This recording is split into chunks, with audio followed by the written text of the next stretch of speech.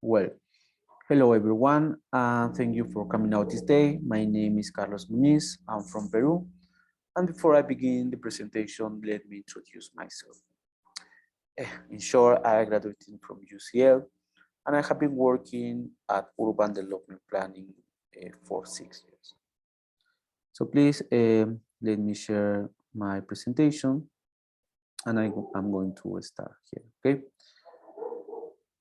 Well, here we have the abstract, and you can go through it later. But basically, this research is focused on the instrument denominated land adjustment. This as a framework to address spatial and environmental injustice in informal settlements or slums. In this case, we are going to talk about slum located in Peru. Okay. Well, this is the structure of my presentation. And first of all, I will make a quick introduction, then I will walk you through the theoretical framework to pass later to the question that this research pretends to answer. Besides, I will talk about the research methodology, the case study, the research findings, and finally, I will explain some recommendations. Well, here we have the theoretical framework. Briefly an introduction, the land is an essential component of urbanization, and its management is critical to securing the sustainable development of our cities. The new urban agenda recognizes its social and ecological function, aiming to build resilient, inclusive, safe, and economically productive urban areas. In that context, emerging economies in the region of Latin America are in constant urban sprawl, where about 80% of its population already lives in cities, experiencing not only economic and social inequality, but also environmental injustice due to unplanned processes. So, the overarching focus of this research is on rethinking urban development policies to address spatial and environmental injustice in informal settlements, okay? Well, some concepts here. Here in Latin America and basically in Peru, poverty is usually assumed to be one of the main characteristics of the informal city, and consequently that precariousness, irregularity, and illegality are the natural condition of an unplanned urbanization. In terms of social justice, I can keep with two words, recognition and distribution, okay? Other words, redistribution as well.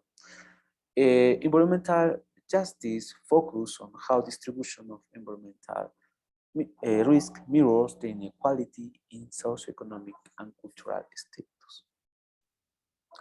Well, having these concepts of mind, it's quite important to see the land management through the lens of social and environmental justice. Okay, we're not going to go through all of this concept, but mainly these two propose the framework for the sustainable land management approach to restructuring urban fabric that can lead to a new sustainable use of the land. Okay, this is the scheme that can sum up all what we were talking about before. So as you can see here, how is the physical space or physical distribution before the operation and how could be after. Okay, some key points I would like to highlight. First, this operation allows, for example, recognition, the right to the property, land tenure, sustainable use of the land, as I said before, redistribution, community participation, okay? And finally, and the most important, this is a win-win strategy for sustainable urban development. Well, this is the methodology. You can go through it later, okay? But to put in context and talking about the data gathered, in the last 2 decades, okay, the cities of Peru have expanded by nearly 50%. However, more than 90% of this expansion is informal, okay? Besides, more than 60% of the cities, they lack of planning instruments. So this is some structural patterns, okay, of the city, informal, and the mix of formal and informal. So that's why we land here in the case study. Okay, so Parque Porcino, located in Callao City, is place of 22 urban informal settlements and approximately 50,000 illegal pig farms that have not had drinking water and urban facilities for more than 50 years. For this reason, it's necessary reconfiguration of this area. Okay, so also we can see here how the natural areas have been interpreted through the time. Okay, in this context of rapid urbanization. Well, this area, the government wanted to address this area, or has been addressing this area through the time with different strategies, but all of these strategies failed through the time. Okay, mainly the government started with the property rights and land policies, then started with slum upgrading programs, but they fail, as I say. So now, having these tools of land management and land value capital instruments, so this area could be reconfigured and find a self-financing process to deliver the new infrastructure, urban facilities, green infrastructure, okay, and the most important, the reconfiguration of this area, allowing public spaces to improve the quality of the people that is living here. Okay. Well, some research findings. Sorry.